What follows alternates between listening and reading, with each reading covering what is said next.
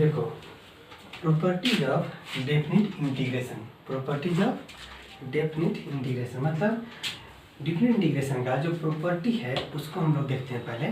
उस प्रॉपर्टी को यूज करके हमको क्वेश्चन मारना है, ठीक है। अब बहुत सिंपल क्वेश्चन होता है एग्जाम में जो आता है, बड़ा सिंपल क्वेश्चन होता है, बहुत टफ नहीं होता, बस प्रॉपर्टी अप्लाई करके कैलकुलेशन करना पड़ता है, ठीक है। 5 मार्क्स का आएगा मैक्सिमम 5। हाँ 5 मार्क्स का क्वेश्चन आएगा, मतलब 1 मिला के मार्क्स को मिला के नहीं एक ही क्वेश्चन रहेगा 5 मार्क्स का। 5 मार्क्स का भी क्वेश्चन आता है। 6 हटा दिया। 6 हटा दिया, सिंपल प्रॉब्लम हम लोग को दिया है। आधा था पहले 6 मार्क्स का था, लेकिन अब तो मैक्सिमम 4 मार्क्स का आ सकता है या 5 मार्क्स का आएगा, ठीक है ना। ठीक है, इसको देखो, इसका प्रॉपर्टी को ध्यान से देख लो। प्रॉपर्टी नंबर 1, प्रॉपर्टी नंबर 1 देखो इसका property integration a to b fx dx equal, समझो इसको। ये जो x लिखा हुआ है, x की जगह पे अगर कोई दूसरा वेरिएबल हम लगा देते हैं तो भी इसका वैल्यू पे कोई फर्क नहीं पड़ेगा। जैसे a to b fz dz fz dz, x का दूसरा कुछ लिख दिए, कोई फर्क नहीं पड़ेगा वैल्यू पे। वैल्यू की वेरिएबल x जो लिखा हुआ था ना, लिखो ना, उसकी जगह z लिख वेरिएबल दिए। ही रहेगा वो। हाँ बस तो ये कैसे सॉल्व करें? नंबर नहीं रहेगा। मतलब मान लो कि कोई यहाँ पे जो इंटीग्रेट करने के लिए दिया हुआ है तुम्हारे पास, कुछ भी दिया हुआ है, x में कोई फंक्शन दिया हुआ है, 2x cube plus 7x plus z, तो ये z पे सबको z लिख दो या सबको t लिख दो या सबको m लिख दो, कोई वैल्यू पर फर्क नहीं पड़ेगा अगर वैल्यू निकालेंगे तो। सुना क्या बोले? सुना नहीं? ठीक है। प्रॉपर्टी नंबर 2 देखो, property number 2 integration a to b fx dx equal, ये जो इंटीग्रेशन का साइन a to b है, अगर इसको ऊपर नीचे लिख देंगे, क्या लिख देंगे तो ऊपर नीचे अगर लिख देंगे fx dx ना, तो बाहर में माइनस का साइन आएगा, बाहर में क्या आएगा बोले तो माइनस का साइन आएगा। a b पहले ऊपर a to b fx dx अगर लिखा हुआ है ना, तो उसको ऊपर नीचे करेंगे तो बाहर में माइनस का साइन लिमिट आएगा, को ठीक है। कोई दिक्कत नहीं। नहीं। अब थर्ड नंबर देखो, a to b fx dx अगर लिखा हुआ है, इसको जो हम एक्सपेंड कर सकते हैं। अगर मान लो a से b के बीच में कोई नंबर आता है c, a से b के बीच क्या नंबर आता है हम लोग? c नंबर आता है, तो इसको लिखेंगे कैसे? a to c fx dx plus integration c to b fx dx। कोई दिक्कत यहाँ तक बोलो? क्या किए हम लोग? क्या किया हम लोग बोलो तो ना, ये जो c ऐसा लिख दिए, है ना। C क्यों लाए? कोई भी नंबर a और b के बीच में अगर कोई c नंबर आता है, जैसे मान लो लिमिट दिया हुआ है 2 से 3, 2 से 5, 2 से 5, बीच में 3 आता है ना, तो 2 से 3 और 3 से 5 ऐसा लिख सकते हैं।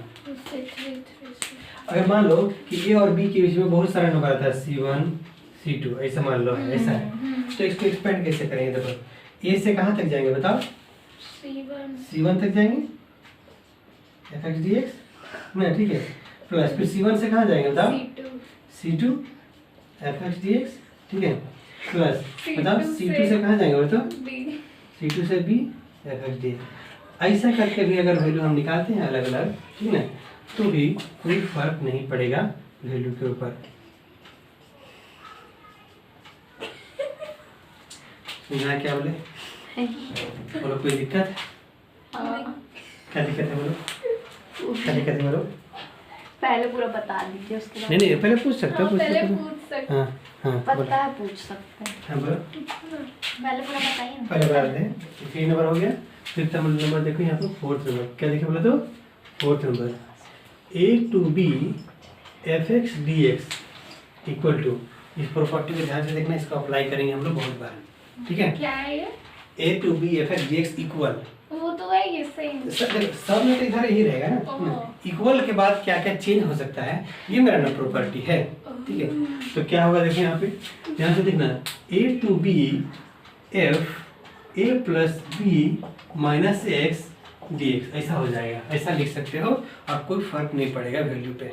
वो a और b मतलब अपर लिमिट और लोअर लिमिट को प्लस करके जो x रहेगा उसको माइनस लिख सकते हैं, dx कोई वैल्यू पे फर्क नहीं पड़ेगा, ठीक है।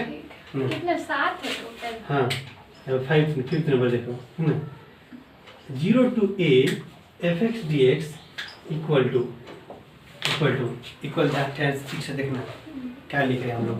ये भी वैल्यू इसको भी अप्लाई करेंगे, इसको भी अप्लाई करेंगे। यहाँ देखो 0 होना जरूरी है लोअर हाँ लिमिट में। नहीं हाँ इसके लिए 0 होना जरूरी है। तो तब ये वाला प्रॉपर्टी यूज हाँ तो 0 रहेगा यहाँ पे, तो ये वाला प्रॉपर्टी यूज करेंगे। क्लियर है? नेक्स्ट देखो यहाँ पर प्रॉपर्टी नंबर 6 ऊपर 0। हाँ 0 to 2a fx dx equal को थोड़ा सा ठीक से देखना है इसको, है ना। नंबर के साथ वेरिएबल भी रहेगा क्या थे उसमें 6 में अपर लिमिट में 2a दिखा रहेगा। 2a क्या रहेगा मतलब वेरिएबल 2 ही रहेगा। ए ही रहेगा। हाँ ए की जगह कोई नंबर नहीं रहेगा। नहीं 2 के जगह पे नंबर आ सकता है, मतलब π/2 π/3 कोई भी कुछ भी हो सकता है।